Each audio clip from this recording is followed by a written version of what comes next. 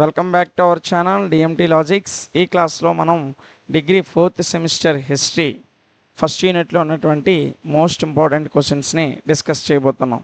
So ఈ 4th semester హిస్టరీలో first unit ఏంటంటే transformation from medieval to modern era, అంటే మధ్యయుగం నుంచి ఆధునిక యుగానికి మధ్యన ఉన్నటువంటి ట్రాన్స్ఫర్మేషన్ అనే పేరుతో ఫస్ట్ యూనిట్ అనేది మీకు ఇవ్వడం జరిగింది.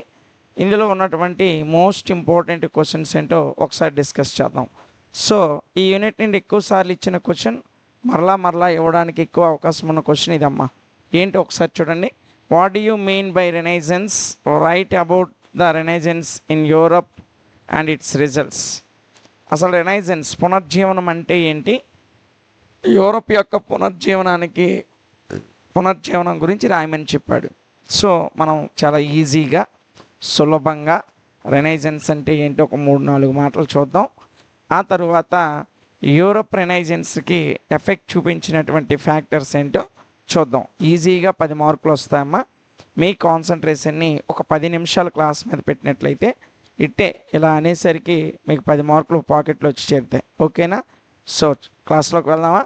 చూడండి, ఏంటి రెనైజెన్స్ అంటే, the word renaissance is generally used to denote the great intellectual movement that marked as the end of medieval ages and the beginning of the modern world.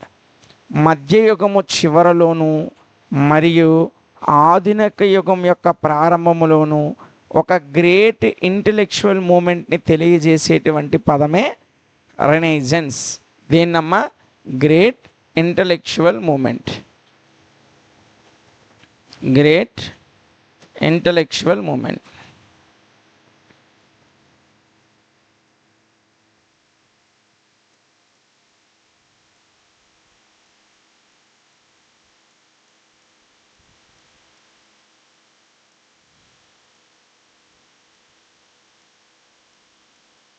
ఇది మధ్యయుగము చివర్లో, అంటే end of the middle age and beginning of the modern age.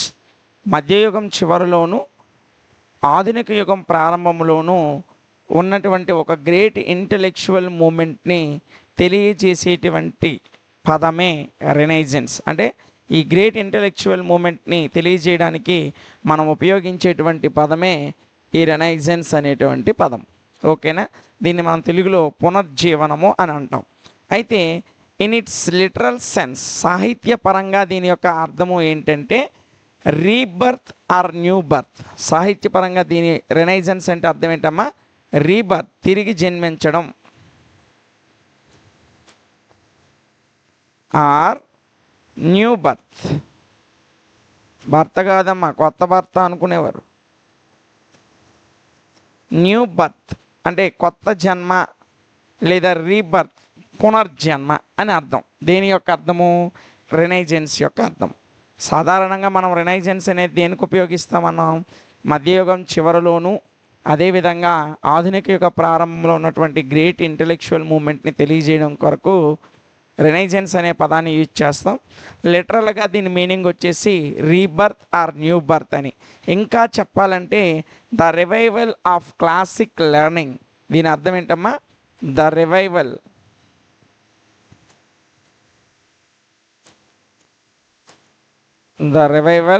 Of classic learning.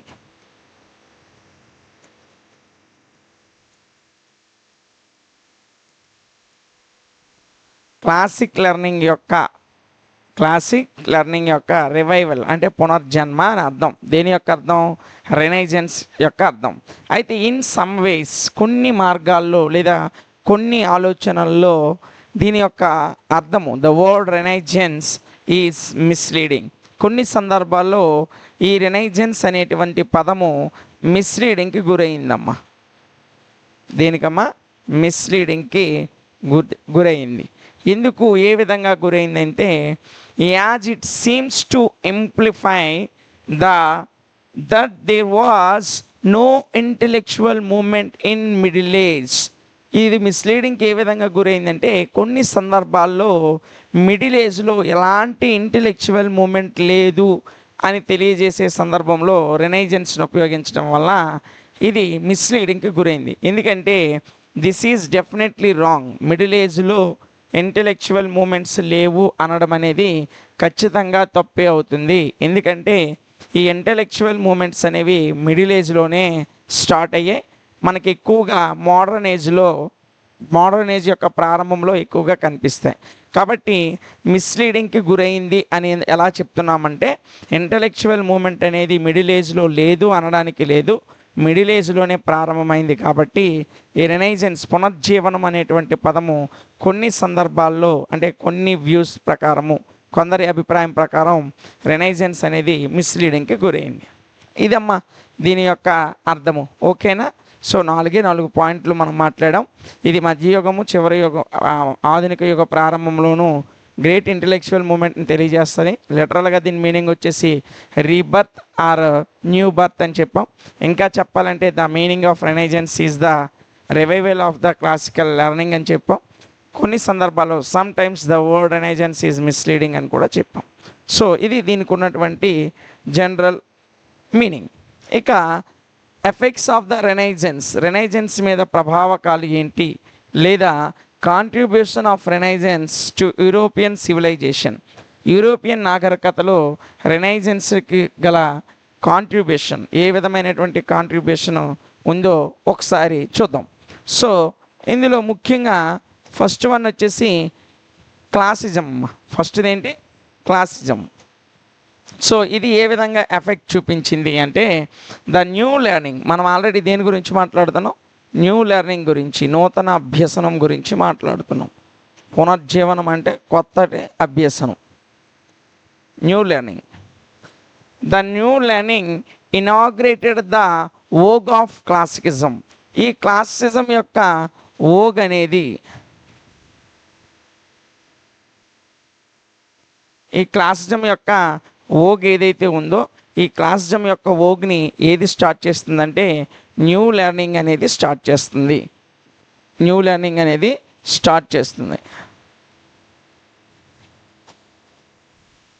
Vogue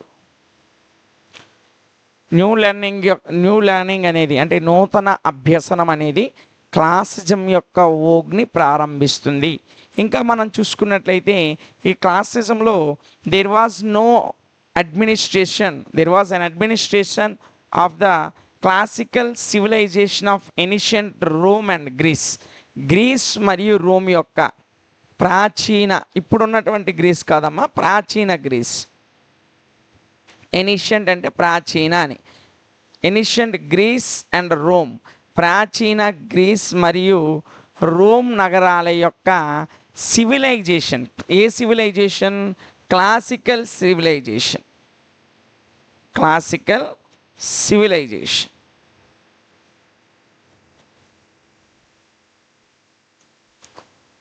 ప్రాచీన Greek మరియు Rome నగరాల యొక్క ఆధునిక నాగరికత అనేది ఎంతైనా ప్రశంసించబడింది as the greatest ever known. ఇది చాలా పురాతనమైన నాగరికత అయినప్పటికీ గ్రీస్ అండ్ రోమ్ నగరాల్లో ఉన్నటువంటి క్లాసికల్ సివిలైజేషన్ అనేది గొప్ప నాగరికతగా పరిగణించబడింది. And for all that was medieval అంటే మధ్యయుగానికి వచ్చేసరికి, మిడిల్ ఏజ్కి వచ్చేసరికి, ఈ మిడిల్ ఏజ్లో గ్రీస్ మరియు రోమ్ యొక్క నాగరికత అనేది మనకి చాలా గొప్పగా కనిపిస్తుంది. దీన్నే మనం క్లాసిసిజంగా చెప్తాం. ఇది కూడా యూరోప్ సివిలైజేషన్కి కారణమైంది. సో ఏంటని చెప్పాను చూడండి. న్యూ లెర్నింగ్ అనేది క్లాసిజం యొక్క ఓగ్ని ప్రారంభిస్తుంది. అదేవిధంగా ఏన్షియంట్ గ్రీస్ అండ్ రోమ్, ప్రాచీన గ్రీస్ మరియు రోమ్ నగరాలు క్లాసికల్ సివిలైజేషన్, వీటికి ఉన్నటువంటి పురాతనమైన నాగరికత ఏదైతే ఉందో అది ఎవర్ ద గ్రేటెస్ట్, ఎప్పటికీ కూడా ఒక గొప్ప నాగరికతగా చరిత్రలో ప్రశంసించబడింది. మరియు మిడిల్ ఏజ్లోనే ఇది అత్యున్నతమైనటువంటి స్థాయికి వెళ్ళింది అని చెప్పాం. సో ఇది ఒక రకమైనటువంటి ఎఫెక్ట్ అమ్మ. ఇంకా తర్వాత మనం చూసుకున్నట్లయితే హ్యుమానిజం. తర్వాత ఏంటమ్మా? హ్యుమానిజం. ఏంటి హ్యుమానిజం అంటే the next important result is the development of humanism. Humanism యొక్క అభివృద్ధి యూరప్ సివిలైజేషన్లో మరొక ముఖ్యమైనటువంటి రిజల్ట్. హ్యుమానిజం యొక్క డెవలప్మెంట్.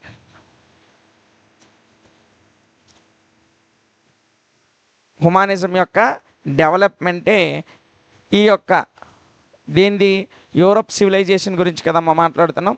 యూరప్ సివిలైజేషన్కి సంబంధించి అంటే యూరప్ నాగరికతకి సంబంధించి హ్యుమానిజం యొక్క డెవలప్మెంట్ అనేది మరొక ముఖ్యమైనటువంటి అంశంగా పరిగణించబడుతుంది. అయితే ఏంటి అంటే it means the glorification of human or individual happiness. ఒక మనిషికి ఉన్నటువంటి వ్యక్తిగత సంతోషమే దీని యొక్క అర్థంగా పరిగణించబడుతుంది. ఇండివిజువల్ హ్యాపీనెస్ అమ్మ.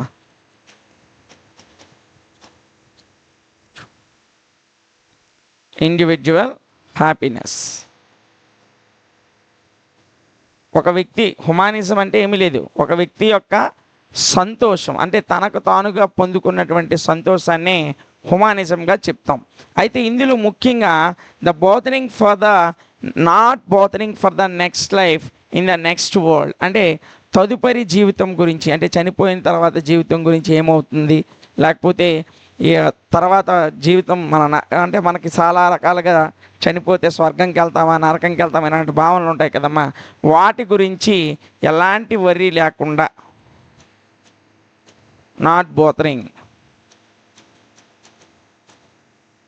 తదుపరి జీవితం గురించి ఎలాంటి ఆలోచన ఎలాంటి ఆందోళన లేకుండా ఉన్నటువంటి జీవితంలో సంతోషకరంగా ఉంటూ మనకున్నటువంటి సెల్ఫ్ సాటిస్ఫాక్షన్ అంటే స్వీయ సంతృప్తి ఏదైతే ఉందో దాని మీద ఆధారపడి దానికి అనుగుణంగా జీవించడమే హ్యుమానిజంగా చెప్పుకుంటూ ఇది యూరప్ సివిలైజేషన్లో ఒక ముఖ్యమైనటువంటి కారణంగా నిలుస్తుంది.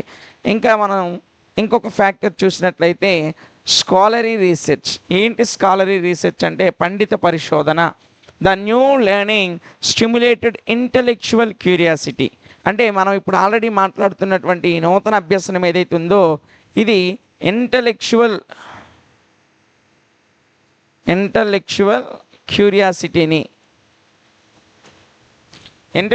క్యూరియాసిటీ మరియు క్రిటిసిజం ఈ రెండింటినీ కూడా న్యూ లెర్నింగ్ అనేది స్టిమ్యులేట్ చేస్తుంది. ఏం చేస్తుందమ్మా అంటే ప్రేరేపిస్తుంది, ఉత్ప్రేరకపరుస్తుంది, ఇంకా ఏ విధంగానే అనొచ్చు, స్టిమ్యులేట్ చేస్తుంది. The new learning stimulated the intellectual curiosity and criticism and lead to the scholarly research. ఈ కొత్త అభ్యసనం ఏదైతే ఉందో న్యూ లెర్నింగ్ ఏదైతే ఉందో ఈ న్యూ లెర్నింగ్ అనేది నూతన అభ్యసనం అనేది ఈ ఇంటలెక్చువల్ క్యూరియాసిటీని క్రిటిసిజంని ఏం చేస్తుందమ్మా స్టిమ్యులేట్ చేస్తుంది. స్టిమ్యులేట్ చేసి ఈ యొక్క పండిత పరిశోధనకి దారి తీస్తుంది లేదా పండిత పరిశోధనల్ని స్కాలర్లీ రీసెర్చ్ని ప్రారంభిస్తుంది. ఇంకా తరువాత మనం చూసుకున్నట్లయితే ఇండివిజువలిజం వ్యక్తిత్వం అమ్మ. ఇండివిజువలిజం అంటే ఏంటి వ్యక్తిత్వం. సో ఈ వ్యక్తిత్వం ఆల్రెడీ మనం హ్యుమానిజం దగ్గర ఆల్రెడీ మాట్లాడాం. It fostered a spirit of enquiry and critical approach. A spirit of enquiry, a spirit of enquiry అంటే స్పిరిట్ ఆఫ్ ఎంక్వైరీ అంటే ఆత్మ పరిశీలన, తనకు తాను స్వీయంగా పరిష్కరించుకోవడం, నేను కరెక్ట్గా ఉన్నానా లేదా, నా యొక్క ప్రవర్తన బాగుందా లేదా, ఇలా తనకు తానుగా ఎంక్వైరీ చేసుకోవడం, స్వీయ విచారణ అంటే తనను తాను విచారించుకోవడం. ఇది చాలా ఉపయోగకరమైనటువంటి అంశంగా మిగిలింది. దీనివల్ల ఏం జరుగుతుందంటే ద ఇండివిజువల్ వ్యక్తిగతంగా ప్రతి వ్యక్తి కూడా took pride in glorifying its own achievements. వారి యొక్క ఓన్ అచీవ్మెంట్స్ ఏవైతే ఉన్నాయో అంటే వాళ్ళు సొంతంగా సాధించినటువంటి ఓన్ అచీవ్మెంట్స్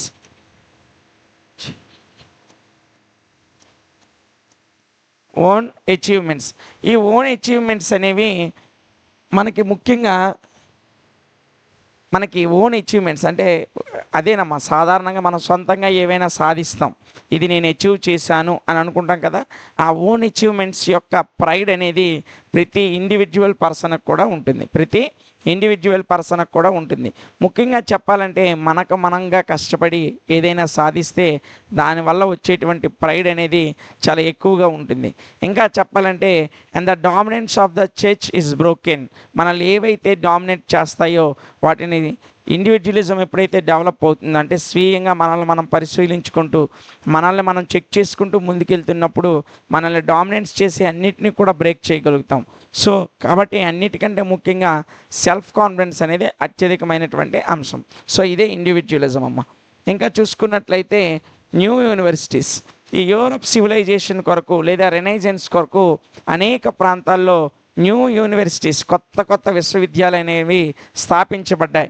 ఎందుకంటే number of new universities were established to patronise this new learning. ఈ న్యూ లెర్నింగ్ ఏదైతే ఉందో దాన్ని ప్యాట్రనైజ్ చేయడం కొరకు, దేని కొరకమ్మా?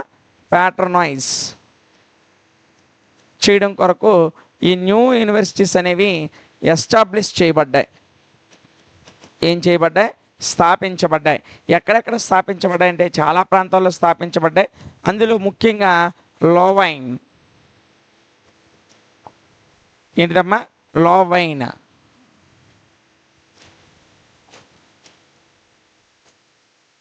ఈ లోవైన్ అనేది నెదర్లాండ్లో ఏర్పాటు చేశారమ్మా, యూరోప్లోని నెదర్లాండ్స్లో.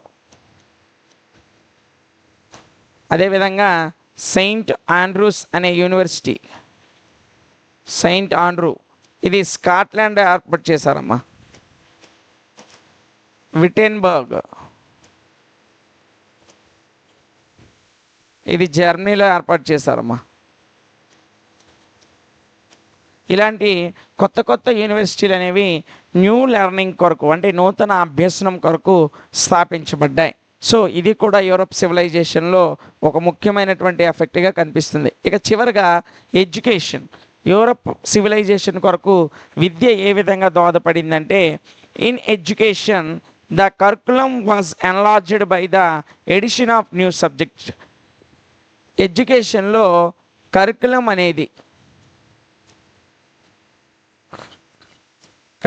అనేది ఎన్లార్జ్ చేయబడింది, అంటే పొడిగించబడింది. ఎందువల్ల అంటే న్యూ సబ్జెక్ట్స్ యాడ్ చేయడం వల్ల. వేటమ్మా? న్యూ సబ్జెక్ట్స్, కొత్త కొత్త విషయాలని కరికులంలో యాడ్ చేయడం వలన కరికులం అనేది పెరిగింది.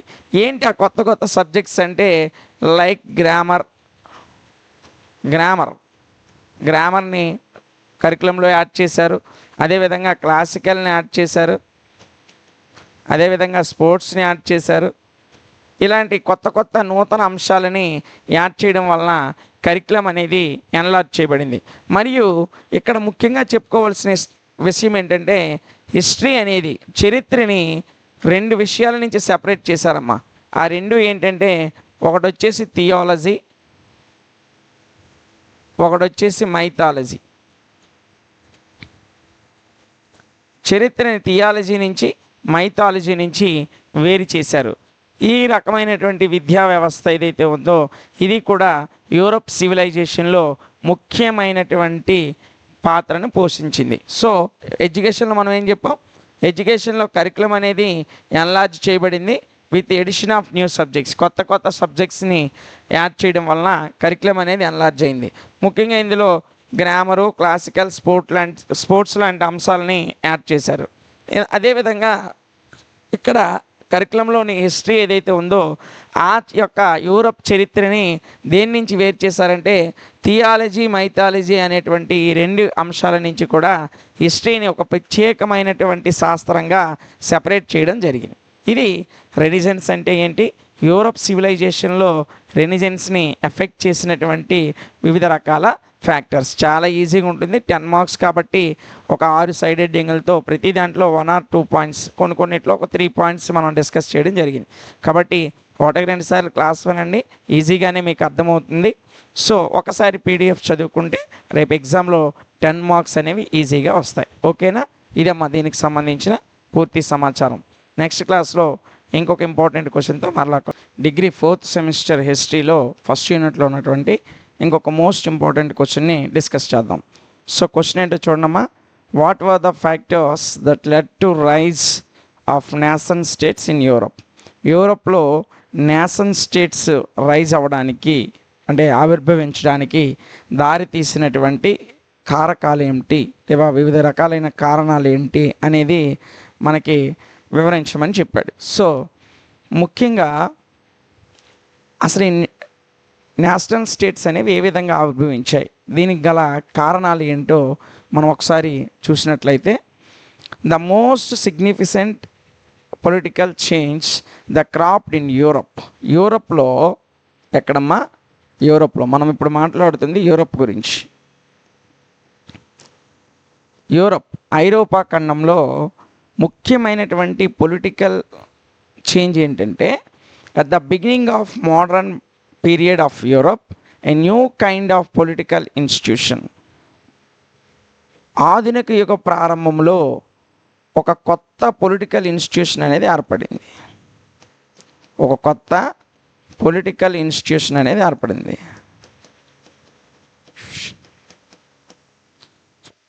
ముందుగా మనం మాట్లాడుకోవాల్సింది ఏంటంటే, the most significant political change that cropped in యూరప్లో అతి ముఖ్యమైనటువంటి రాజకీయ మార్పు ఏంటంటే, at the beginning of modern period. ఎప్పుడమ్మా? మోడర్న్ పీరియడ్ బిగినింగ్లో,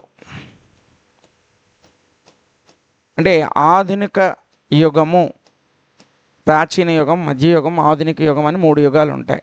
సో అందులో మోడర్న్ పీరియడ్, ఆధునిక యుగ ప్రారంభంలో యూరోప్లో ఒక ముఖ్యమైనటువంటి రాజకీయ మార్పు అనేది జరిగింది. అదేంటంటే పొలిటికల్ ఇన్స్టిట్యూషన్, ఒక కొత్త రకమైనటువంటి the new kind of political institution, ఒక కొత్త రకమైనటువంటి రాజకీయ వ్యవస్థలు అనేవి ఏర్పడ్డాయి. అవేంటంటే దట్ ఈజ్ కాల్డ్ న్యూ మోనార్చీస్. అంటే నూతన రాచరిక ప్రభుత్వాలు ఏర్పడ్డాయి. న్యూ మోనార్చీస్.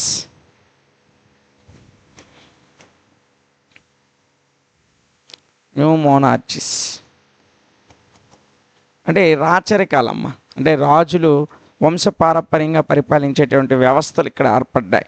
వీటినే మనం నేషన్ స్టేట్స్ అని కూడా పిలుస్తాం. వీటిని ఏమని పిలుస్తామమ్మా? నేషన్ స్టేట్స్ అని కూడా పిలుస్తాం. సో అర్థమైందా? యూరోప్లో మనకి మధ్యయుగం తర్వాత ప్రారంభమైనటువంటి మోడర్న్ పీరియడ్ ఏదైతే ఉందో, ఆ మోడర్న్ పీరియడ్ యొక్క బిగినింగ్లో, ఎక్కడమ్మా? మోడర్న్ పీరియడ్ యొక్క బిగినింగ్లో యూరోప్లో ఒక న్యూ పొలిటికల్ ఇన్స్టిట్యూషన్, అంటే ఒక రాజకీయ వ్యవస్థ, నూతనమైనటువంటి ఒక రాజకీయ వ్యవస్థ ఏర్పడింది. దీన్నే మనం ఏమని పిలుస్తామంటే the new monarchies or nation states. నూతనమైన రాచరికాలు లేదా నేషన్ స్టేట్స్ అని పిలుస్తాం. The new monarchy states were. అయితే ఈ నూతన మోనార్చీ స్టేట్స్ ఏంటంటే ఏ స్టేట్స్ ఒకసారి చూడండి. ఫ్రాన్స్, ఇది ఒక రాజ్యం. స్టేట్ అంటే ఇక్కడ రాజ్యం అని అర్థం అమ్మ. France, Spain, Russia and England.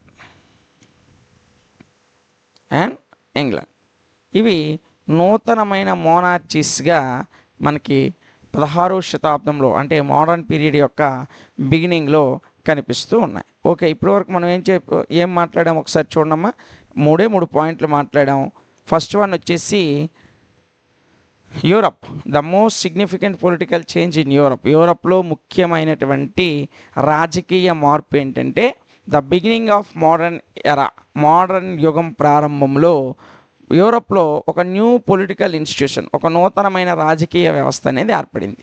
దాన్ని మనం న్యూ మోనార్చీస్ లేదా నేషన్ స్టేట్స్గా చెప్తాం. అయితే ఈ న్యూ మోనార్చీస్ లేదా నేషన్ స్టేట్స్ ఏంటంటే ఫ్రాన్సు, స్పెయిను, రష్యా, ఇంగ్లాండ్ లాంటివి నూతనంగా ఏర్పడినటువంటి రాచరిక ప్రభుత్వాలుగా మనం చెప్పుకోవచ్చు. అయితే ఇవి ఏర్పడడానికి గల వివిధ కారణాలు ఏంటి, ఏ కారణాల వల్ల ఇవి ఏర్పడ్డాయో మనం ఒకసారి చూద్దామమ్మా. So first, factors that led to the rise of nation states in 16th century. 16వ శతాబ్దంలో ఈ నూతనమైనటువంటి మోనార్చీస్ లేదా నేషన్ స్టేట్స్ ఏర్పడడానికి గల వివిధ కారణాలు ఏంటో స్టెప్ బై స్టెప్ మనం ఒక 10 కారణాలు మాట్లాడుకుంటే సరిపోతుంది. అవి ఏంటో ఒకసారి చూద్దామమ్మా. The crusades. ఏంటమ్మా? క్రూసేడ్స్ అంటే మీ అందరికీ తెలుసు. ఏంటి క్రూసేడ్స్ అంటే? పవిత్ర యుద్ధాలు. ముస్లింలు చూడండి జిహాద్ అంటారు. జిహాద్ అంటే హోలీ వార్స్. ఈ క్రూసేడ్స్ అంటే పవిత్ర యుద్ధాలు అనేవి brought the rulers of the west into contact with the Muslim rulers of the East who exercised absolute power. అంటే ఏం లేదమ్మా, వెస్ట్ని పరిపాలిస్తున్నటువంటి అంటే యూరప్కి పశ్చిమ వైపు పరిపాలిస్తున్న పాలకులు ఎవరైతే ఉన్నారో ఆ పశ్చిమ పాలకుల్ని తూర్పులో ఎక్కడమ్మా యూరప్ యొక్క తూర్పు భాగంలో అత్యున్నతమైన అబ్సల్యూట్ పవర్తో పరిపాలిస్తున్నటువంటి ఈస్ట్ రూలర్స్తో అంటే తూర్పును పరిపాలిస్తున్న పాలకులతో కాంటాక్ట్లోకి తీసుకొచ్చింది, అంటే సంబంధంలోకి తీసుకొచ్చింది. ఏది ఈ ద క్రూసేడ్స్ అనేటివి పవిత్ర యుద్ధాలు అనేవి పశ్చిమాన పరిపాలిస్తున్నటువంటి పాలకులని తూర్పును అబ్సల్యూట్ పవర్తో పరిపాలిస్తున్న పాలకులతో కాంటాక్ట్లోకి తీసుకొచ్చింది. అంటే ఈ పవిత్ర యుద్ధాల వల్ల పశ్చిమాన్ని పరిపాలిస్తున్న పాలకులు తూర్పును పరిపాలిస్తున్న ముస్లిం పాలకులతో సంబంధంలోకి వచ్చారు. ఇలా రావడం వల్ల as such that west derived its ideas of absolutism the rulers of the east.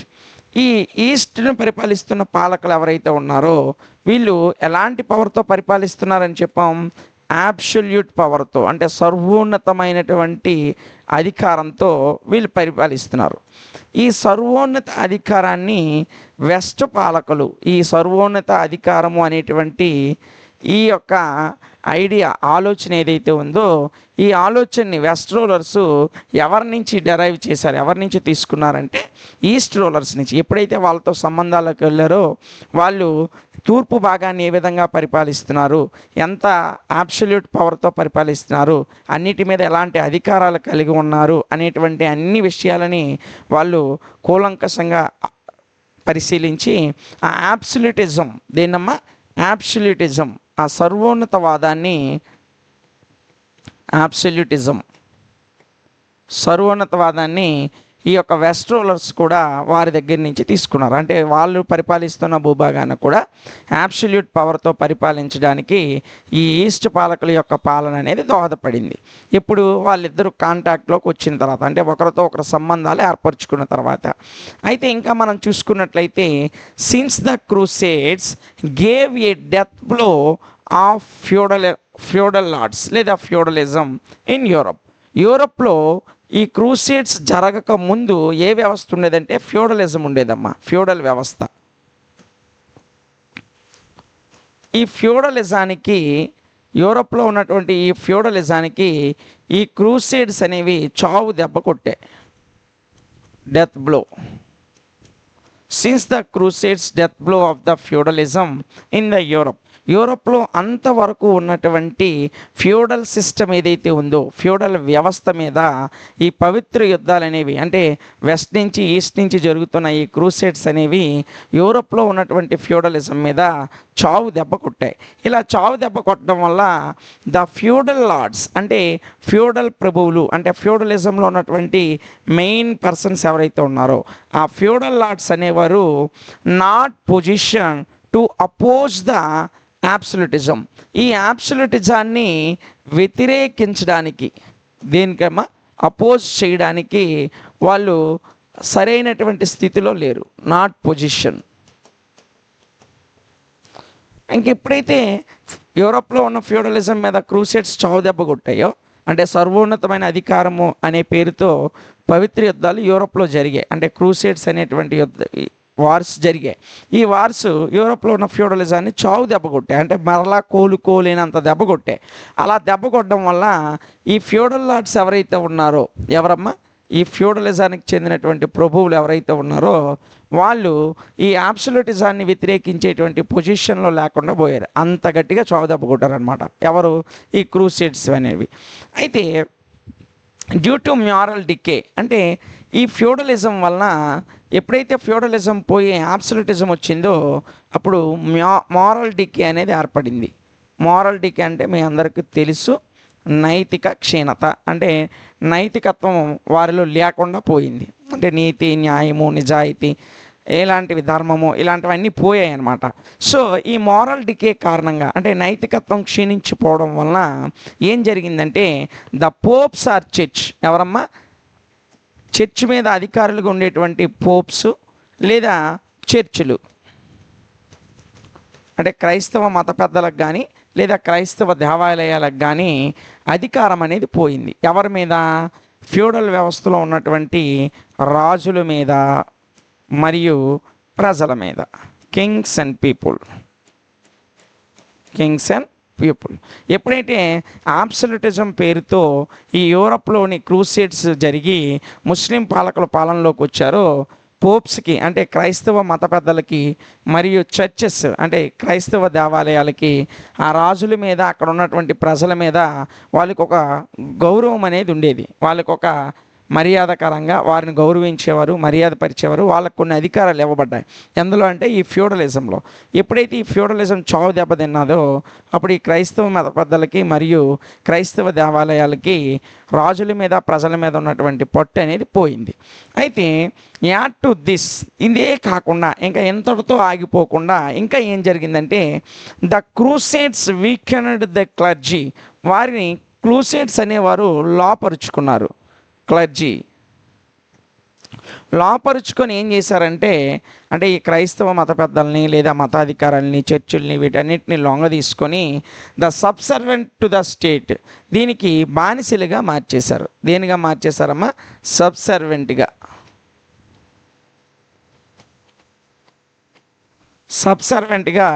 మార్చేశారు. సో దెబ్బ మీద దెబ్బ పడుతూనే ఉంది.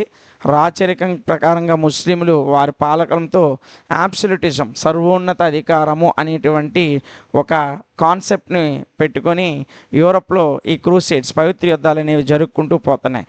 సో దీనికి తోడు అప్పుడే ఒక ముఖ్యమైనటువంటి ఆవిష్కరణ వచ్చిందమ్మా. అదేంటంటే గన్ పౌడర్. ఏంటమ్మా? Gunpowder. తుపాకీల్లో ఉపయోగిస్తారే మందుగుండ సామాన్ని. So the invention of gunpowder further strength the authority of kings. ఇది అప్పుడున్నటువంటి పాలకులకి అంటే అప్పుడున్నటువంటి రాజులు ఎవరైతే ఉన్నారో వాళ్ళని ఈ గన్ పౌడర్ ఆవిష్కరణ అనేది మరింత బలోపేతం చేసింది. అంటే రాజుల్ని ఇంకా మోర్ పవర్ఫుల్గా చేసింది. అంతకు ముందు వరకు ఇన్ మిడిల్ ఏజెస్ అంటే మధ్యయుగంలో అంతకు ముందు వరకు the king has depend upon the feudal lords for military help. అంటే సైనిక సహాయం కొరకు ఫ్యూడలిజంలో ఉన్నటువంటి ఫ్యూడల్ లార్డ్స్ ఎవరైతే ఉన్నారో ఈ ఫ్యూడల్ లార్డ్స్ మీద రాజు అనేవాడు, ఫ్యూడల్ లార్డ్స్ అంటే మీ అందరికీ తెలుసు భూస్వాములమ్మ. రాజు అనేవాడు ఫ్యూడల్ లార్డ్స్ మీద ఆధారపడేవాడు. దేని కొరకు? ఫర్ మిలిటరీ హెల్ప్, ఆర్మీ సహాయం కొరకు లేదా సైనిక సహాయం కొరకు ఆధారపడేవాడు. ఎప్పుడు? గన్ పౌడర్ ఆవిష్కరణలోకి రాకముందు వరకు. సో ఎప్పుడైతే గన్ పౌడర్ అనేది ఆవిష్కరించబడిందో ఆ తర్వాత రాజులు అనేవారు ఇండిపెండెంట్గా మోర్ పవర్ఫుల్గా తయారయ్యారు. అత్యంత శక్తివంతమైనటువంటి వ్యక్తులుగా తయారయ్యారు. అంతకు ముందు వరకు ఈ భూస్వాముల మీద మిలిటరీ సాయం కొరకు అంటే వాళ్ళకు యుద్ధాలు వచ్చినా ఏదొచ్చినా భూస్వాముల నుంచి అనేక మంది మనుషుల్ని యుద్ధం కొరకు తీసుకునేవాళ్ళు. వాళ్ళ దగ్గర బానిసలు అనేటువంటి వాళ్ళు ఎక్కువ మంది ఉండేవారు భూస్వాముల దగ్గర. వాళ్ళని మిలిటరీ హెల్ప్ కొరకు తీసుకునేవారు. ఎవరి మీద ఆధారపడి? ఫ్యూడల్ లార్డ్స్ మీద ఆధారపడి. అయితే ఎప్పుడైతే గన్ పౌడర్ ఆవిష్కరణలోకి వచ్చిందో అప్పుడు ఈ కింగ్స్ అనేవారు further strengthened the authority of kings. రాజుల యొక్క ఈ అధికారం అనేది ఇంకా బలోపేతం చేయబడింది. అంటే మోర్ పవర్ఫుల్గా తయారయ్యారు. ఆ తర్వాత గన్ పౌడర్ ఆవిష్కరణ తర్వాత సిచ్యువేషన్ ఏ విధంగా మారిందంటే the king maintained the vast standing army and equip with guns and muskets. రాజులు సొంతంగా సైన్యాన్ని కలిగి ఉండి వారికి గన్స్ మస్కెట్స్ అనేవి ఇచ్చి వాళ్ళ యొక్క సైనిక విభాగం ఏదైతే ఉందో సైనిక విభాగం ఏదైతే ఉందో వాళ్ళ ఆర్మీ ఏదైతే ఉందో ఆ ఆర్మీని గన్స్తోనూ మస్కెట్స్తోనూ నింపేశారు ఫుల్గా. ఎప్పుడైతే గన్ పౌడర్ ఆవిష్కరణలోకి వచ్చాయో గన్స్ తుపాకీల వినియోగంలోకి వచ్చాయి. వారికి సొంతంగా సైన్యాన్ని ఏర్పరచుకొని వాళ్ళకి తుపాకులు మస్కెట్స్ ఇచ్చేసి కింగ్ అనేవాడు సొంతంగానే ఎలాంటి without help of the feudal lords ఎలాంటి ఫ్యూడల్ లార్డ్స్ భూస్వామి ప్రభులు సహాయం లేకుండా సొంతంగానే రాజు అనేవాడు తనకు తానుగా ఒక సొంత సైన్యాన్ని కలిగి ఉండేవాడు. ఎందుకంటే మోర్ పవర్ఫుల్ అయిపోయాడని చెప్పాం కదా. సో గన్ పౌడర్ ఆవిష్కరణలోకి వచ్చిన తర్వాత చాలామందిని ఆర్మీలో చేర్చుకున్నాడు, వారికి గన్స్ ఇచ్చాడు. అదేవిధంగా వారికి మస్కెట్స్ ఇచ్చి వాళ్ళని ఒక బలమైనటువంటి స్ట్రాంగ్డ్ ఆర్మీగా ఏర్పరచుకొని ఈ ఫ్యూడల్ లార్డ్స్ భూస్వాములు ఎవరైతే ఉన్నారో వాళ్ళ మీద ఆధారపడకుండా సొంత సైన్యాన్ని ఏర్పాటు చేసుకొని ఇక ఇష్టారాజ్యంగా పరిపాలించడం జరిగింది. అయితే as the result of these factors, ఈ మొత్తము కారణాల వల్ల ఎప్పుడైతే ముస్లిం పాలకులు రావడము, ఫ్యూడలిజం మీద దెబ్బ కొట్టడము, చర్చిలు పోపుల మీద దాడి చేయడం, వాళ్ళని బానిసలుగా చేసేయడము, ఈ ఫ్యూడల్ లార్డ్స్ అందరినీ తొలగించేయడము, వాళ్ళ ఉన్నటువంటి అన్ని అధికారాలు తీసేయడము, వీళ్ళు అబ్సల్యూట్ పవర్ సర్వోన్నతవాదం అనేటువంటి పేరుతో పరిపాలన చేయడం, ఈ రకాలైనటువంటి అన్ని కారణాల వల్ల చూడండి ఇవన్నీ మనం మాట్లాడుకున్నాం. ఇదిగోండి క్రూసేడ్స్ జరిగే, వెస్ట్ రోలర్స్ ఈస్ట్ రోలర్స్ కాంటాక్ట్లోకి వచ్చారని చెప్పుకున్నాం. సో వీళ్ళ తర్వాత అబ్సల్యూట్ పవర్ అనేటువంటి ఈ యొక్క సర్వోన్నతవాదము అనేటువంటి ఈ ఆలోచన ఈస్ట్ రోలర్స్ నుంచి వెస్ట్ రోలర్స్ తీసుకున్నారని చెప్పుకున్నాం. అప్పటి నుంచి అబ్సల్యూటిజాన్ని ఈ వెస్ట్ రోలర్స్ కూడా తీసుకున్నారని చెప్పాం. అదేవిధంగా ఫ్యూడలిజం మీద ఈ యొక్క క్రూసేడ్స్ అనేవి చావు దెబ్బ కొట్టాయని చెప్పాం.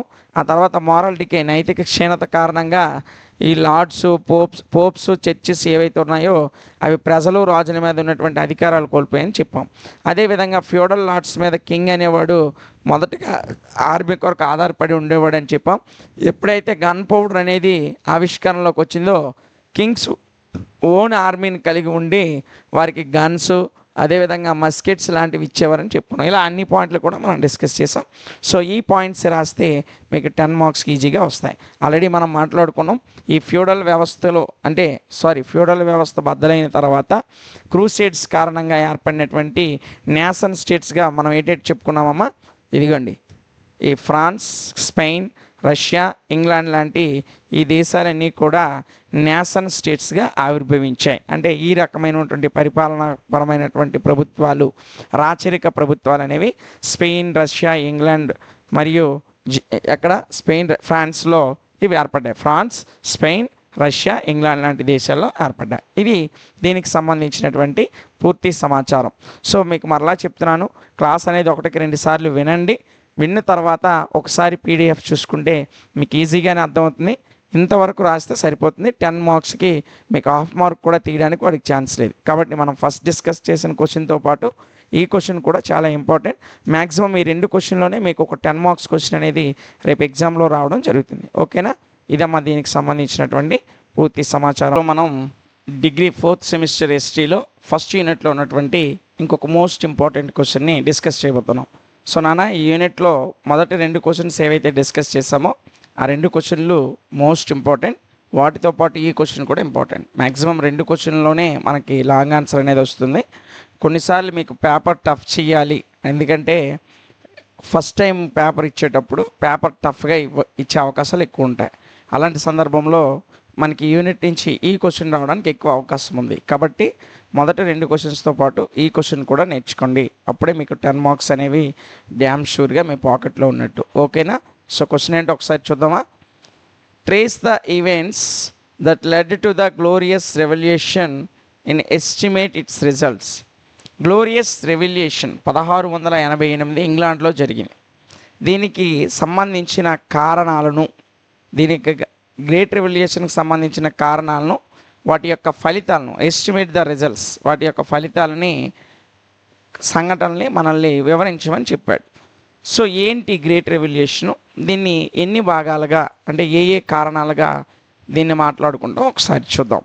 The events to lead the glorious revolution of 1688, 1688లో జరిగినటువంటి గ్రేట్ రెవల్యూషన్ని వివిధ సీక్వెన్షియల్ మేనర్లో, అంటే వివిధ రకాల కారణాలు వరుస క్రమంలో మనం వివరిస్తాం. అందులో ఫస్ట్ వచ్చేసి క్రోమ్వెల్స్ డిక్టేటర్షిప్. మొదటిది ఏంటమ్మా, ఇంగ్లాండ్ను పాలించినటువంటి Cromwell.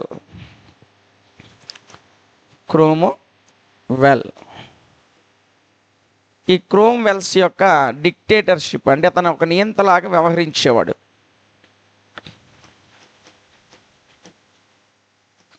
క్రోమ్వెల్స్ dictatorship and restoration of monarchy under Stuarts. So ఇదంతా కూడా ఒక కారణంగా మనం వివరిస్తాం. ఇక రెండోది ఏంటంటే royal absolutism of Charles two 1660 to 1685, 1660 నుంచి 1685 వరకు ఉన్నటువంటి చార్లెస్ టూ యొక్క రాయల్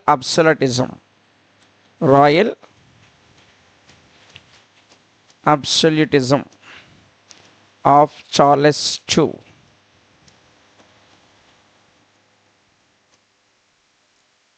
థర్డ్ వన్ వచ్చేసి మొదటిదేమో క్రోమ్వెల్స్ యొక్క డిక్టేటర్షిప్ మరియు restoration of the monarchy of under the Stuarts. అదేంటో ఒకసారి అక్కడ చూద్దాం, మరలా దీన్ని వివరంగా నేర్చుకునేటప్పుడు చూద్దాం. రెండోది 1680 నుంచి 85 వరకు పరిపాలించినటువంటి చార్లెస్ టూ యొక్క రాయల్ అబ్సల్యూటిజం. ఇక మూడోది intolerant acts of James two. మూడోది ఏంటమ్మా? Intolerant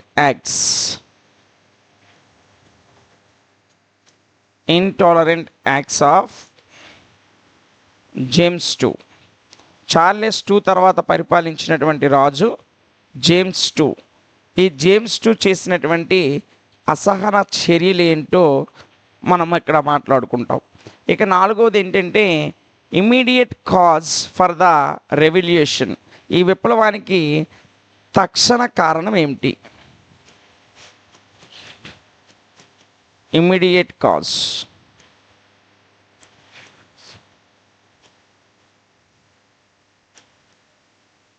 immediate cause of revolution.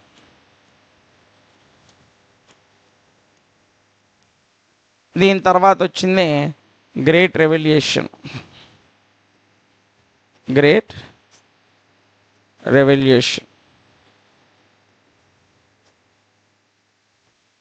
Of 1688.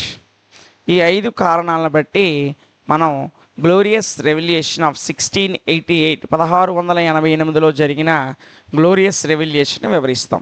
అవేంటో ఒకసారి చూద్దామా నాన్న? సో 1688 ఇంగ్లాండ్లో గ్లోరియస్ రెవల్యూషన్ జరిగింది. ఎప్పుడు? 1688లో. దీన్ని the events to lead to the glorious revolution of 1688. ఈ 1688లో జరిగిన గ్లోరియస్ రెవల్యూషన్ వివరించడానికి కొన్ని సంఘటనలు అనేవి ప్రాముఖ్యమైనవి.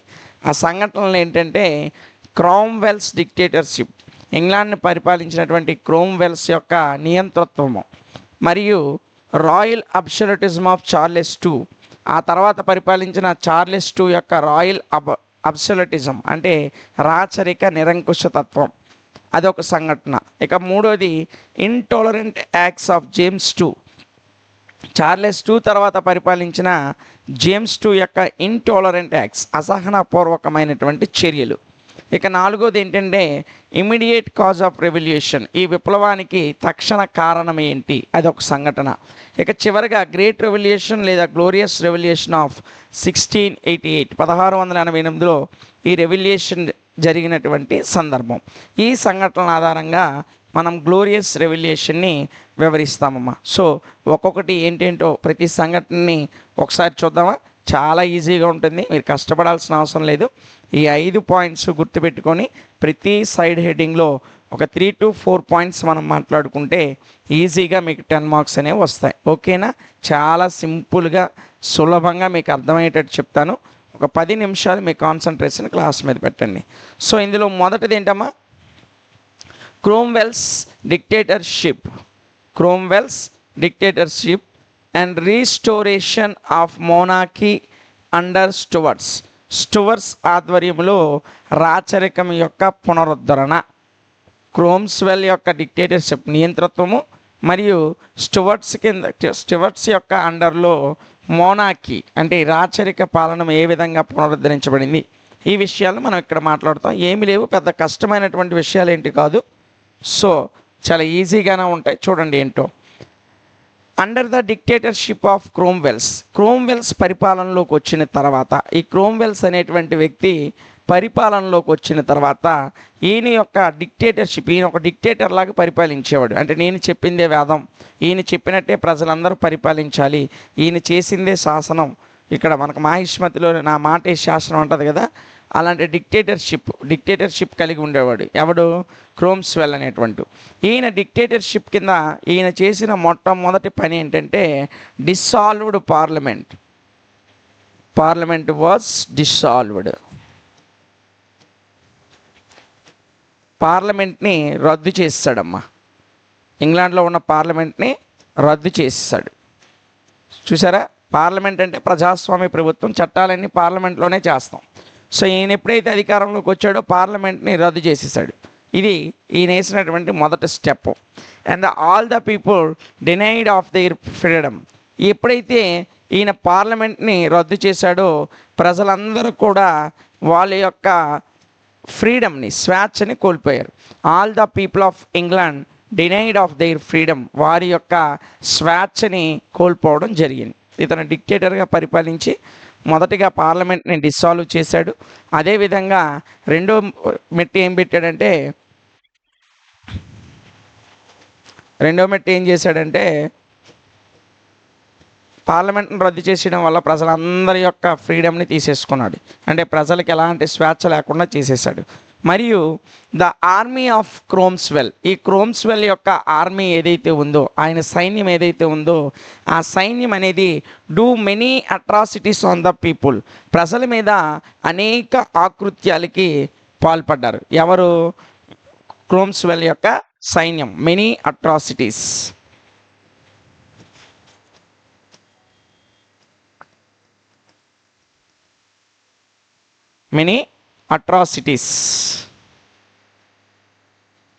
అంటే ఏంటి లేదమ్మా, క్రోమ్స్వెల్ వచ్చాడు పరిపాలనలోకి. వచ్చిన వెంటనే ఈయన ఒక డిక్టేటర్ అనమాట. సో నేను చెప్పిందే వేదము అనేటువంటి వ్యక్తిత్వం కలిగిన వ్యక్తి. ఈయన ఏం చేశాడంటే మొదటి రావడం పార్లమెంట్ని రద్దు చేసి పడేశాడు. పార్లమెంట్ ఎప్పుడైతే రద్దు చేసిందో ప్రజలకి చట్టాలు చేయడంలో కానీ, చట్టాలు అమలు చేయడంలో కానీ ఉన్నటువంటి స్వేచ్ఛ అనేది పోయింది. ప్రజలందరూ నిరంకుశవాదం కిందకి వెళ్ళిపోయారు. ఆ తర్వాత ఈ క్రోమ్వెల్ ఏర్పాటు చేసుకున్నటువంటి సైన్యం ఏదుందో, the army of Cromwell doing many atrocities on the people, ప్రజల మీద అనేక ఆకృత్యాలకు పాల్పడ్డారు. అంటే ప్రజలను దోచుకోవడం, వారి స్త్రీలను మానభంగం చేసేయడం, వారి యొక్క సంపదను తీసుకొని వెళ్ళిపోవడం, లేదంటే వారిని ఎవరైనా ఎదురు తిరిగితే వారిని చంపడం, లేదంటే దారుణంగా కొట్టడం, ఇలాంటి అనేక అట్రాసిటీస్కి, అనేక దురహంకారకు పూర్వకమైనటువంటి, అంటే కొన్ని భయంకరమైనటువంటి చర్యల్ని ప్రజల మీద వీళ్ళు చేసేవారు. ఎవరు? క్రోమ్స్వెల్ యొక్క ఆర్మీ. ఆ తర్వాత ప్రజలు ఇలాంటి పరిస్థితుల్లో ఏమని భావించారంటే hope of republic government was belied. వాళ్ళు ప్రజాస్వామ్యబద్ధమైనటువంటి రిపబ్లిక్ గవర్నమెంట్ కావాలని కోరుకున్నారు. సో కోరుకొని ఇలాంటి ప్రజాస్వామ్య ప్రభుత్వం ఎప్పుడైతే పోయిందో దాని మీద ఉన్నటువంటి హోపు, విశ్వాసం అనేది వీళ్ళు కోల్పోయారు. ఇంకేం ప్రజాస్వామ్య ప్రభుత్వం, ఇంకేమి గణతంత్ర ప్రభుత్వం, రిపబ్లిక్ గవర్నమెంట్ ఇంకెక్కడ ఉందనేసి నిరాశలోకి కూరుకుపోయి వాళ్ళ యొక్క ఆశలన్నీ కూడా బిలాయిడ్ అంటే అడియాసలు అయిపోయాయి. సో వాళ్ళు చివరగా ఏమనుకున్నారంటే it is better to have a monarchy of Stuart, ఈ పరిపాలన కంటే స్టువర్ట్ యొక్క రాచరికమే మేలు అని అనుకున్నారు. Better to have monarchy of Stuart.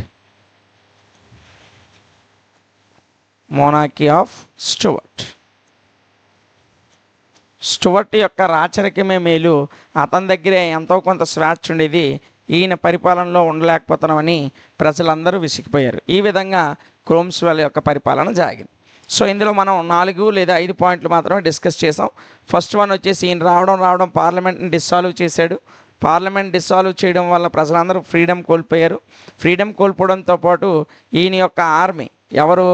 క్రోమ్స్వెల్ యొక్క ఆర్మీ అనేది ప్రజల మీద అనేక అట్రాసిటీస్కి పాల్పడింది.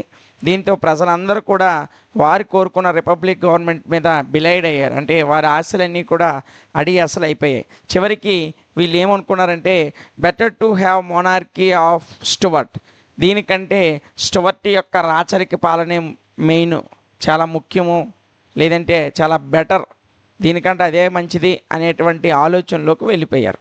ఇది క్రోమ్స్వెల్ యొక్క డిక్టేటర్షిప్. ఈయన తర్వాత పరిపాలనలోకి వచ్చినటువంటి వ్యక్తి ఎవరంటే చార్లెస్ టూ. ఎవరమ్మా? Charles two. ఈయన 1660 నుంచి 1685 వరకు పరిపాలించాడు. ఎప్పటి నుంచి ఎప్పటి వరకు 1660 నుంచి 1685 వరకు పరిపాలించాడమ్మా. ఎవరు? Charles two. రాయల్ అబ్సోలటిజం అంటే రాచరిక నిరంకుశతత్వం. ఈయన అంతకన్నా దరిద్రుడు. సో క్రోమ్స్వెల్ కన్నా ఈయన ఇంకా దరిద్రుడు. ఈయన పరిపాలన ఎలాగుండేదంటే he and his brother James two, Charles two మరియు అతని సోదరుడైనటువంటి జేమ్స్ టూ, వీళ్ళిద్దరూ కూడా the functionation of parliament is denied, parliament యొక్క వ్యవస్థని ధిక్కరించారు. సో వీళ్ళు కూడా పార్లమెంట్ని పెద్దగా హామీ ఇవ్వలేదు. పార్లమెంట్ పూర్వకంగా పరిపాలన చేస్తామనేటువంటి హామీ అయితే వీళ్ళు ఇవ్వలేదు.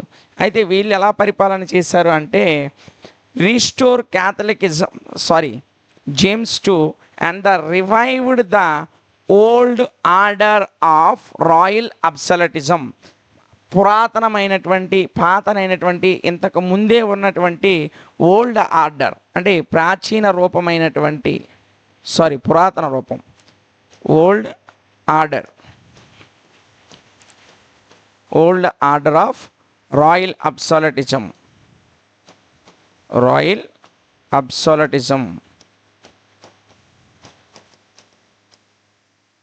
సో వీళ్ళిద్దరు ఎవరు? చార్లెస్ టూ మరియు అతని సోదరుడైన he and his brother James two to revived the old order of royal absolutism, పాత పద్ధతి అయినటువంటి రాచరిక నిరంకుశతత్వంలోనే వీళ్ళు కూడా పరిపాలన చేశారు. They denied the functionation of parliament, వీళ్ళు కూడా పార్లమెంట్ విధిని లేదా పార్లమెంట్ యొక్క పరిపాలనని ధిక్కరించారు. ఎవరు? Charles two and James two. అయితే ఈ చార్లెస్ టూ గురించి మాట్లాడుకునేటప్పుడు ఈయన లూయిస్ 14 అనేటువంటి రాజుతో, ఎవరితోనమ్మా? లూయిస్ 14తో ఒక సీక్రెట్ ఎలియన్స్, ఒక రహస్య కూటమిని ఏర్పాటు చేశాడు. సీక్రెట్ ఎలియన్స్ అంటే రహస్య కూటమి. ఎందుకు ఈయన సీక్రెట్ ఎలియన్స్ పెట్టాడంటే సీక్రెట్ ఎలియన్స్ ఎందుకు పెట్టాడు తను సీక్రెట్ ఎలియన్స్? ఎవరితో పెట్టాడు? లూయిస్ 14తో ఒక రహస్య కూటమిని ఏర్పాటు చేశాడు. అంటే రహస్యంగా చర్చించాడు. దేనికోసం అంటే రీస్టోర్డ్ క్యాథలికిజం ఇన్ ఇంగ్లాండ్, మరలా ఇంగ్లాండ్లో క్యాథలికిజాన్ని రీస్టోర్ చేయడానికి. దేనమ్మా? క్యాథలికిజాన్ని రీస్టోర్ చేయడానికి అంటే పునర్నిర్మించడానికి. సో ఇంగ్లాండ్లో ఆల్రెడీ క్యాథలికిజం అనేది పూర్తిగా ముగిసిపోయింది. ఆ క్యాథలికిజాన్ని మరలా పునరుద్ధరించడానికి ఈ చార్లెస్ టూ ఎవరితో కలిశాడు? లూయిస్ 14తో సీక్రెట్గా ఎలియన్స్ అయ్యాడు, కూటమయ్యాడు. దీనివలన ఇంగ్లాండ్లో ఉన్నటువంటి ప్రజలందరూ కూడా భయోందోళనకు గురయ్యారు. సో ఏంటి మరలా క్యాథలికిజం వస్తుంది అనేటువంటి భయోందోళనకు గురయ్యారు. ఈయన ఒక చట్టం తీసుకొచ్చాడమ్మా. దాన్ని యాక్ట్ ఆఫ్ యూనిఫార్మిటీ అంటాం. Act of uniformity.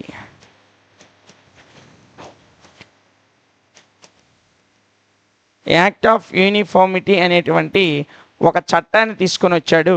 ఈ చట్టం వల్ల అంటే ప్రజలందరూ క్యాథలిక్స్, రోమన్స్ వీళ్ళందరూ కూడా ఒకటే అని చెప్పి ఒక చట్టాన్ని తీసుకొని వచ్చాడు. ఈ చట్టాన్ని ఇతను తీసుకురావడంతో 2000 మంది 2000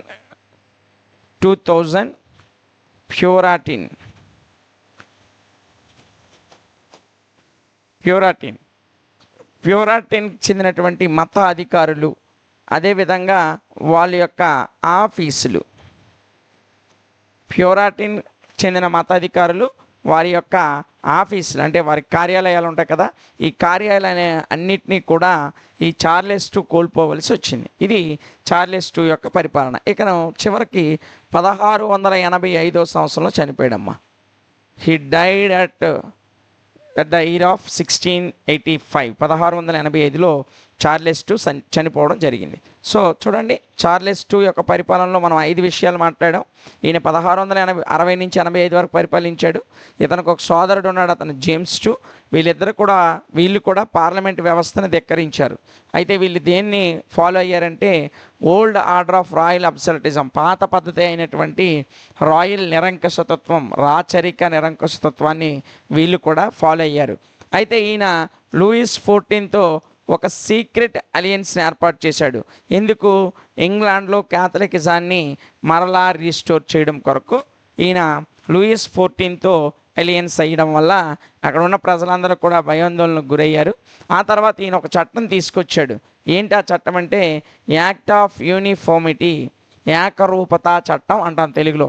ఈ చట్టం వల్ల 2000 మంది ప్యూరాటియన్ మతాధికారులు మరియు వారి యొక్క ఆఫీసుల్ని ఈ చార్లెస్ II కోల్పోవడం జరిగింది. ఇక ఈయన చివరిగా 1685 సంవత్సరంలో చనిపోయాడమ్మా. ఎవరు? Charles II. ఈయన తర్వాత రాజు అయినటువంటి వ్యక్తే జేమ్స్ II. ఎవరమ్మా? James II. ఈయన 1685 నుంచి 88 వరకు, అంటే కేవలం 3 సంవత్సరాలు మాత్రమే పరిపాలించాడు. చూడండి ఎంత తక్కువ. సో వాళ్ళ అన్నగారు అయితే దాదాపు 20 సంవత్సరాలకు పైగానే పరిపాలించాడు, 25 సంవత్సరాల వరకు పరిపాలించాడు. ఆయన తర్వాత వచ్చినటువంటి జేమ్స్ II 1685లో పట్టాభిషేకం పొంది 1688 వరకు పరిపాలించాడు. సో ఈయన గురించి ముఖ్యంగా ఒక 4 పాయింట్లు మాట్లాడుకుందాం. After the death of Charles II, Charles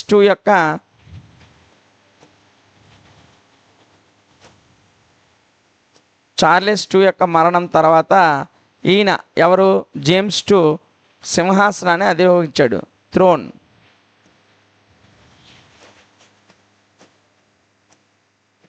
అంటే సింహాసనం అమ్మ. సింహాసనాన్ని ఎప్పుడు అధిరోహించాడంటే after the death of Charles II. Charles II చనిపోయిన తర్వాత 1685లో జేమ్స్ II సింహాసనాన్ని అధిరోహించాడు. He followed the footsteps of his brother. ఈయన అతని అన్న యొక్క అడుగు జాడల్లోనే, ఫుట్ స్టెప్స్ అంటే అడుగు జాడలమ్మ. వీళ్ళ అన్నయ్య అయినటువంటి చార్లెస్ II యొక్క అడుగు జాడల్లోనే ఈయన కూడా తన పరిపాలన కొనసాగించాడు. ఈయనటి గొప్ప వ్యక్తి కాదు, అలా అన్న ఏ విధంగా అయితే పరిపాలించాడో ఆయన యొక్క అడుగు జాడల్లోనే ఈయన కూడా పరిపాలన చేశాడు. ముఖ్యంగా ఈయన డిఫైయింగ్ పార్లమెంట్, ఈయన కూడా పార్లమెంట్ని ధిక్కరించాడు. డిఫైయింగ్ పార్లమెంట్,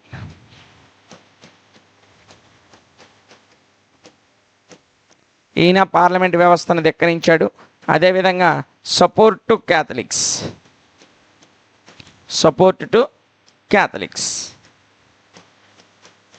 క్యాథలిక్స్కి సపోర్ట్ చేయడం, పార్లమెంటుని ధిక్కరించడం లాంటి అంశాల్లో ఈయన ఎవరిని ఫాలో అయ్యాడు? The followed foot steps of his brother. ఆయన అన్న యొక్క అడుగు జాడల్లో ఈయన కూడా వెళ్ళాడు. అయితే ఈ do many acts favour of Catholics.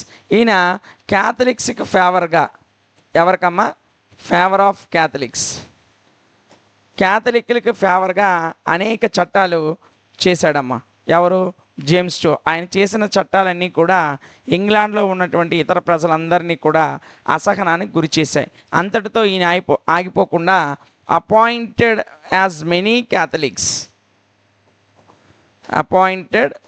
Catholics for higher offices in government and army. క్యాథలిక్స్కి అనుగుణంగా అనేక చట్టాలు చేశాడు.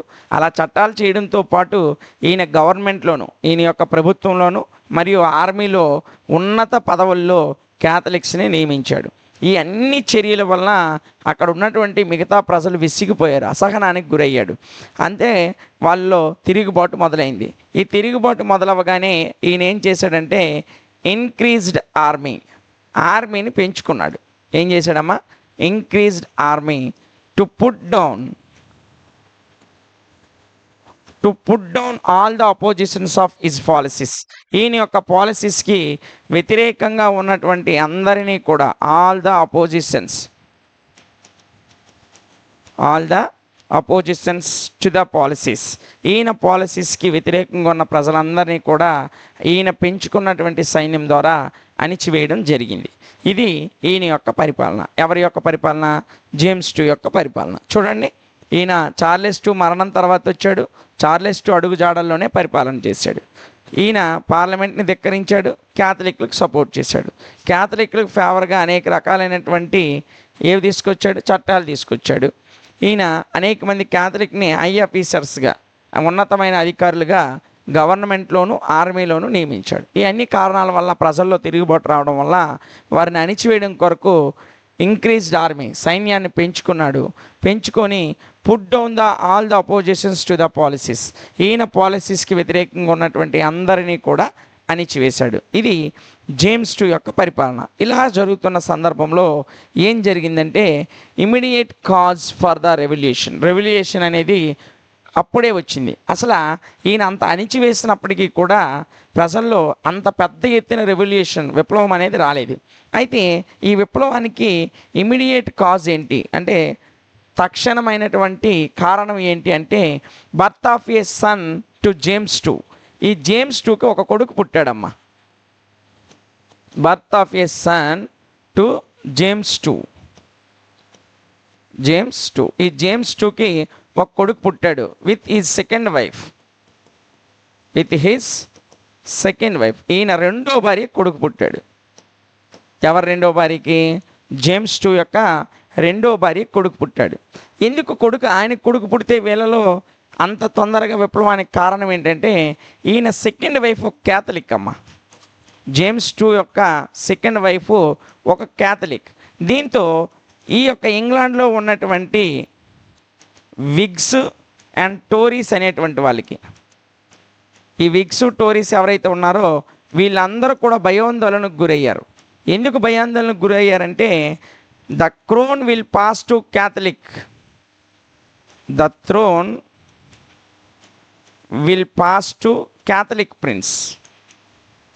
Catholic prince. అంటే క్యాథలిక్ యువరాజుకి మరలా సింహాసనం వెళ్ళిపోతుంది. అంటే జేమ్స్ II తోటైనా ఈ యొక్క క్యాథలిక్ ఫేవరిజం అనేది పోదు. మరలా క్యాథలిక్ స్వభావం ఉన్నటువంటి క్యాథలిక్లకు చెందిన సెకండ్ వైఫ్కి కుమారుడు పుట్టాడు. మరలా సింహాసనము ఆ క్యాథలిక్ ప్రిన్స్కే వెళ్ళిపోతుంది అనేటువంటి భయాందోళన ఎవరిలో కలిగిందంటే, ఇంగ్లాండ్లో ఉన్నటువంటి విగ్స్ మరియు టోరీస్కి కలిగింది. వీళ్ళు వెంటనే ఏం చేశారంటే, దే ఇన్వైటెడ్ ద ప్రొటెస్టెంట్కి చెందినటువంటి ఈయన కుమార్తె అయిన Mary and her husband William, వీళ్ళేమో క్యాథలిక్స్, ఇక్కడ ఉన్న విగ్గీస్ టోరీస్ ఏమో ప్రొటెస్టెంట్స్. ఆ ప్రొటెస్టెంట్స్కి చెందినటువంటి మేరీని, ఆమె యొక్క భర్త విలియంని ఇంగ్లాండ్కి రమ్మని, come to England and accept the crown, ఇంగ్లాండ్కు వచ్చి సింహాసనాన్ని అధిష్ఠించమని వీళ్ళు కోరారు. Come to England and accept crown. So క్రోన్ని, కిరీటాన్ని పెట్టుకొని పరిపాలించమని ఎవరిని ఆహ్వానించారు? మేరీ మరియు ఆమె యొక్క భర్త అయిన విలియం ఆఫ్ ఆరెంజ్ని వీళ్ళు ఆహ్వానించారు.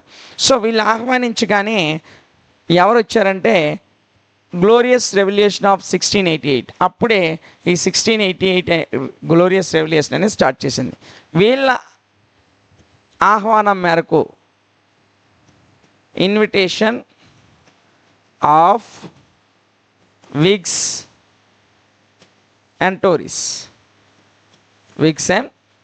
టోరీస్, ఈ విగ్స్ టోరీస్ ఎప్పుడైతే వీళ్ళని ఆహ్వానించారో అప్పుడు 1688 సంవత్సరంలో విలియము పెద్ద సైన్యంతో ఇంగ్లాండ్కి వచ్చాడు. William come to England. So ఈయన సైన్యాన్ని చూసి ఈ జేమ్స్ II, అప్పుడు ఇంగ్లాండ్ని పరిపాలిస్తున్నటువంటి క్యాథలిక్ ఫేవర్ రాజు ఎవరు? James II. ఈయన ఫ్రాన్స్కి పారిపోయాడు. ఎక్కడికి పారిపోయాడమ్మా? ఫ్రాన్స్కి పారిపోయాడు. అలా ఆయన ఫ్రాన్స్కి పారిపోవడంతో ఇంగ్లాండ్ పార్లమెంట్ అనేది మేరీని మరియు ఆమె యొక్క భర్త William, England parliament presented the crown to Mary and her husband William. Mary మరియు ఆమె యొక్క భర్త అయినటువంటి విలియంకి కిరీటాన్ని తగిలించి వారిని పట్టాభిషేకం చేసింది. ఇది ఇంగ్లాండ్లో జరిగినటువంటి ఒక గ్లోరియస్ రెవల్యూషన్. సో ప్రతి దాంట్లో కూడా మనం 3 నుంచి 4 పాయింట్ డిస్కస్ చేసాం. మీ టెక్స్ట్ బుక్లో చాలా పెద్ద మ్యాటర్ ఇచ్చాడు, అదంతా డిస్కస్ చేయాల్సిన అవసరం లేదు. సో ఈ మాత్రం రాస్తే 10 మార్క్స్లో హాఫ్ మార్క్ కూడా పోదు. సో చూడండి, మనం ఫస్ట్ నుంచి ఎక్కడి నుంచి మాట్లాడామో, 1688లో ఈ గ్లోరియస్ రెవల్యూషన్ జరగడానికి వివిధ కారణాలు, ఆ సంఘటనలు వరుస క్రమంలో మాట్లాడాం. క్రోమ్వెల్స్ యొక్క డిక్టేటర్షిప్ గురించి మాట్లాడాం, చార్లెస్ II యొక్క పరిపాలన గురించి మాట్లాడాం, ఆ తర్వాత ఆయన తమ్ముడైనటువంటి జేమ్స్ II పరిపాలన గురించి మాట్లాడాం, ఆ జేమ్స్ టూకి కుమారుడు పుట్టడం వల్ల అక్కడ ఉన్నటువంటి విగ్స్ అండ్ టోరీస్ ఏ విధమైనటువంటి భయాందోళనకు గురయ్యారో, వాళ్ళు మేరీని విలియంని ఎందుకు ఆహ్వానించారో కూడా మాట్లాడాం. ఆ తర్వాత గ్లోరియస్ రెవల్యూషన్ ఆఫ్ 1688 1688లో జరిగినటువంటి గ్లోరియస్ రెవల్యూషన్ ఏ విధంగా జరిగిందంటే, వీళ్ళ ఆహ్వానం మేరకు ఇక్కడికి వచ్చినటువంటి విలియంను చూసి జేమ్స్ టూ ఫ్రాన్స్ దేశానికి పారిపోయాడు. దాంతో పార్లమెంట్ అనేది విలియం మరియు మేరీలని క్రౌన్తో ప్రజెంట్ చేసింది. అంటే వాళ్ళకి కిరీటం బహుకరించి సింహాసనాన్ని అధిరోహించేటట్లుగా చేసింది. ఇది ఇంగ్లాండ్లో జరిగినటువంటి గ్లోరియస్ రెవల్యూషన్. చాలా ఈజీగా ఉంటుంది. ప్రతి సైడ్ హెడ్డింగ్లో మనం ఒక 3 నుంచి 4 పాయింట్లు మాత్రమే డిస్కస్ చేసాం. ఈజీగా మీకు ఈ యూనిట్ నుంచి 10 మార్క్స్ అనేది వస్తుంది. సో మరలా చెప్తున్నాను, ఒక క్వశ్చన్ బాగా నేర్చుకున్న తర్వాత రెండో క్వశ్చన్ నేర్చుకోండి. అప్పుడే ఈ యూనిట్లో ఉన్న ప్రతి క్వశ్చన్ కూడా మీకు గుర్తుంటుంది. దీంతో మనం ఫస్ట్ యూనిట్ అనేది కంప్లీట్ చేసుకున్నాం. నెక్స్ట్ క్లాస్లో సెకండ్ యూనిట్లో ఉన్నటువంటి మోస్ట్ ఇంపార్టెంట్ క్వశ్చన్స్ని డిస్కస్ చేద్దాం. Thank you.